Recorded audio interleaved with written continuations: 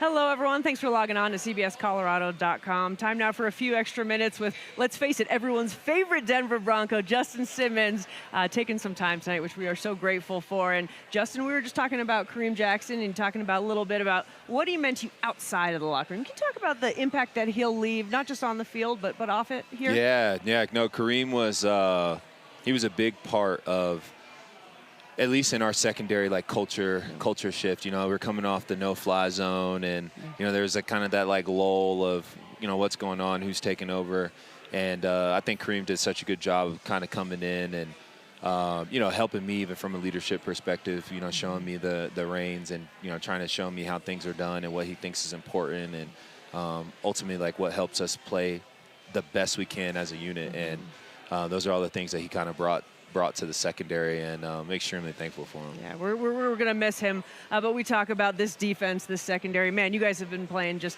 so well, and I want to talk about Vance Joseph. You know, he, at the beginning of the year, he had a little bit of a tough go, and boy, did he take it on the chin. He never seemed to panic, didn't throw anyone under the bus. What is VJ like as a coach for you guys? Man, VJ has to be one of the best coaches I've ever been around, and I also mean exactly what you said with adversity as well. You know, like what he said in the media, you know, when we were going through that lull, when we had that game against Miami, you know, he came in and he said the exact same thing. Like, I'm not flinching, I'm not giving up. It's no, you know, I'm the coach, I'll fix it. I just ask you guys to buy in and go hard. And you know, it's something when you see that as a player and you see that buy-in from a coach who, you know, there are times where players do mess up. You could throw them under the bus, you know, or things like that.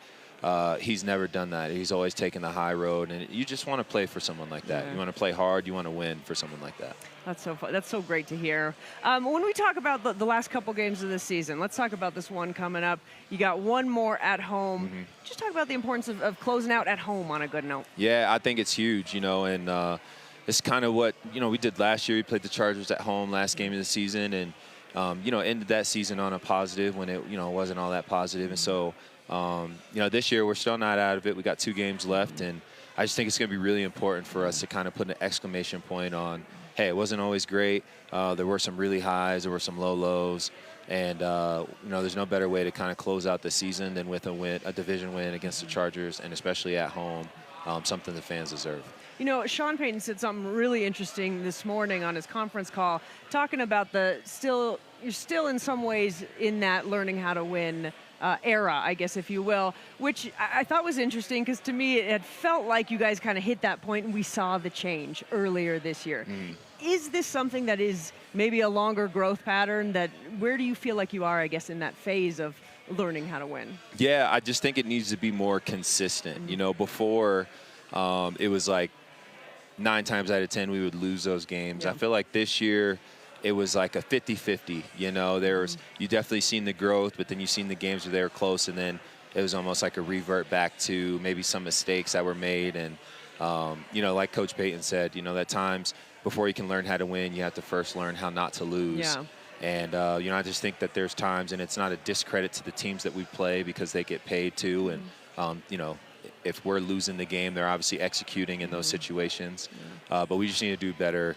And, you know, certain situations throughout a game, there's always those 6, 7, or 8 plays that you look back on and be like, we made any one of those and it could have been the difference maker. So we'll just be better at that, and we will be.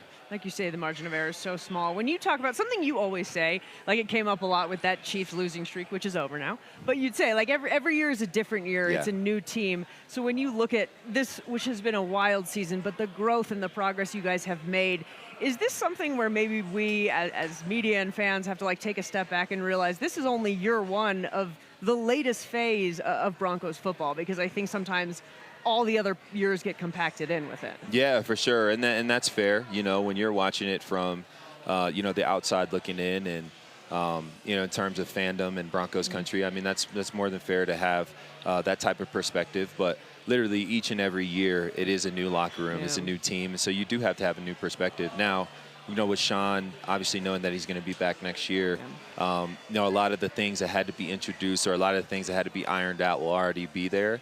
And then you're just continuing to build off of that. And so I do believe that this is just a stepping stone, and by no means does that mean, you know, we still can't reach our goal of going to the playoffs, trying to find a way to win our division and continue to do all those positive things. But it'll only continue to get better. Well, it is crazy that, again, the division's still on the line. There's a scenario where you and the Raiders are playing for the title in Week 18, so it still feels like there's still so much to play for this season. Yeah. Oh, and there definitely is. Yeah. There definitely is. And, for us, we just got to take it one game at a time, and that's going to start with winning Sunday at home against the Chargers. Is that hard? I mean, you guys are so good at that, and I just think you have this incredible ability to compartmentalize. But is it hard to take it 1 week at a time ever? Yeah, I mean, there's times where it can be, but ultimately, like, you have to find a way to, and it's why, it's like a band of brothers, and you're just thankful to be a part of a team, something bigger than yourself, because, you have selfish thoughts and they creep in, but when you're there as a team, you're able to compartmentalize and buy in together, and that helps you with your common goal of trying to find ways to win games. And extremely thankful for my teammates, my coaching staff, because they make it easier to have that one game at a time mentality. That's cool. Well, Justin, we are just extremely thankful for you. It's been a privilege to cover you since you got here, and it still is. So thank you for taking the time tonight. Hey, thank you so much for having me. It was a blast. Hey, we appreciate you so much. And don't forget, Broncos' last home game of the season this Sunday against the Chargers at 2:25. That'll do it here. Thanks so much for logging on. We'll see you next time.